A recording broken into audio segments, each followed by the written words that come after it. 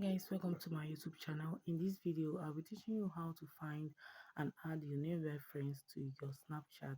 For you to be able to find and add your nearby friends to your Snapchat, this is what you have to do.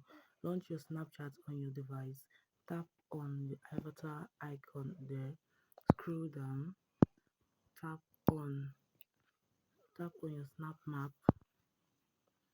The snap map gives you details or gives you information of people that are around you. So this is my location hour. So you can see the people that are close to me, that are nearby, close to me. I'm the person on white. So the next thing you have to do is to go to your settings icon. Make sure that your ghost mode is being turned off.